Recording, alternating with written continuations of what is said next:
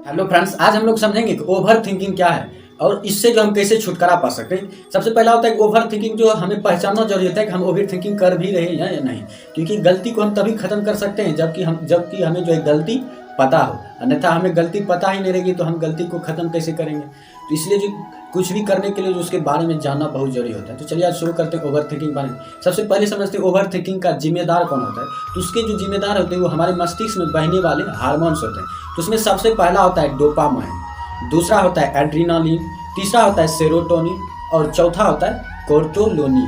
तो ये जो चार जो हार्मोन्स हैं, यही चारों जो है हमारे जो है दुख सुख या प्रेरणा या दबाव का जो है कारण होता है। सबसे पहले डोपामाइन के बारे में समझते हैं। डोपामाइन जो हार्मोन होता है ये तब स्रावित होता है, ये हमारे शरीर में ये तब बहता है जब हमारे शरीर में जब कि हमारे मस्तिष्क में कोई मोटिवेशनल बात पहुंचती है या हम कोई मोटिवेशनल वीडियो देखते हैं, मोटिवेशनल स्टोरी सुनते हैं या किसी से कहीं बात मोटिवेशनल सुनते हैं या खुद को मोटिवेट करने के लिए कुछ मोटिवेशन बात लिखते हैं। तो जब मोटिवेशन का समय होता है तो उस समय जो हार्मोन स्रावित होता है वो होता है डोपामाइन। तो मोटिवेशन का जो कारण होता है वो होता है डोपामाइन। आप समझते हैं एड्रीनालिन का, तो ये एक जो है नटखट बच्चे की तरह होता है। ये जो एक नटखट बच्चे की तरह होता है जिसको अगर कंट्रोल में ना रखा जाए तो ये तो मर्यादा के बाहर भी जा सकता है। तो इसलिए जो इसको जो कंट्रोल में रखना आवश्यक होता है। ये जो हमारे शरीर में जो दबाव का कारण होता है, जैसे ब्लड प्रेशर बढ़ना, दिल का अचानक धड़कना, तो इसका जो कारण होता है ये होता है एड्रीनालिन के वजह से। उसके बाद जो थर्ड नंबर होता है सेरोटोनिन, ये हमारे सुख का कारण होता है। जब हम हंसते हैं, जब हम खुशी में होते हैं, तब जो हमारे शरीर में, जब मस्तिष्क में जो हार्मोन स्रावित होता है वो होता है सेरोटोनिन। अब है कॉर्टिसोल हार्मोन जो है उसको समझते हैं। कॉर्टिसोल हार्मोन जो है ये जो हमारे कारण होता है वो होता है दुख का।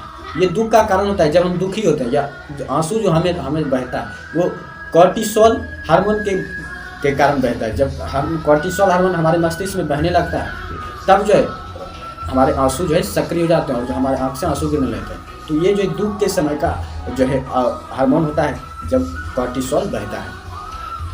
तो ये चारों हार्मोन्स जो है कारण होते हैं। अब समझते हैं कि इसको पहचाने कैसे कि हम ओवर थिंकिंग कर रहे हैं। तो ओवर थिंकिंग को समझने के लिए सबसे पहले हम 6 पॉइंट को देखेंगे। सबसे पहला है टेंशन, कि हम जब टेंशन में होते हैं, कोई वर्क कर रहे हैं और टेंशन में, तब समझ जाइएगा कि आप जो है ओवर थिंकिंग कर रहे हैं। उसके बाद है अनकंट्रोल टॉपिक, आप ऐसे टॉपिक पर विचार कर रहे हैं या सोच रहे हैं जो उस पर कि आपका कोई नियंत्रण नहीं है, जैसे कि भविष्य का कोई टॉपिक हो गया या गलत आदत जैसे कि पोर्न देखना, इस सब पर जो हम टॉपिक पर सोच रहे हैं तो ये भी जो है हमारे ओवर थिंकिंग का कारण है।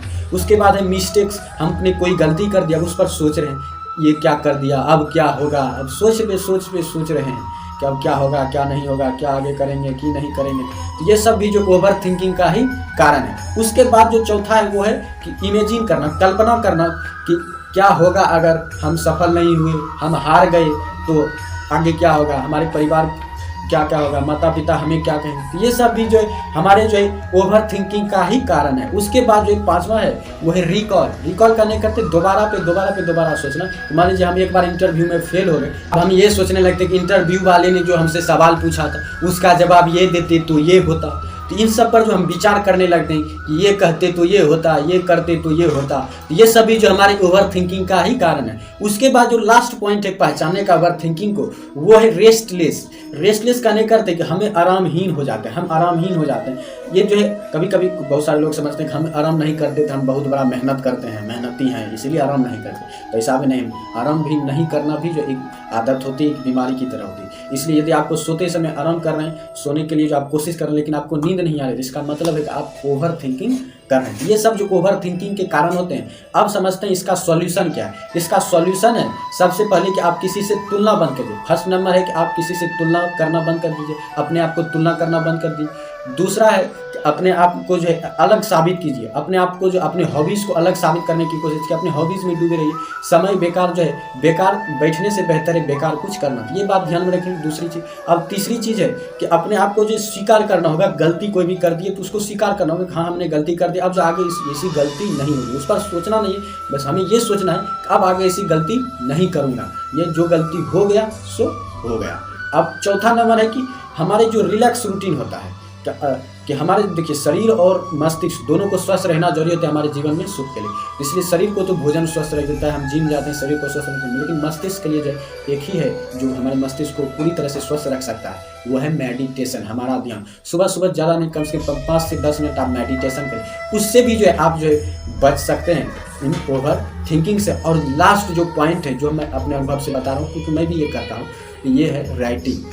किसी भी अपने भावनाओं को, अपने हॉबीज़ को लिखिए। जब आप भी कुछ सोच रहे हैं, आपके मन में कोई कल्पना चल रही है, उसे कॉपी में उतारिए, अपनी एक डायरी रखिए, उसमें उतारने की कोशिश कीजिए, उसे लिखने की कोशिश करिए। इससे भी जो आप ओवर थिंकिंग से बच सकते हैं। सबसे आसान तरीका ये है कि आप लिखिए अपने हॉबीज, अपने इमोशंस को डायरी पर उतारिए। ये सारे तरीके जो है आपको जो है अपनाने होंगे, तो आप जो ओवर थिंकिंग से बच सकते हैं।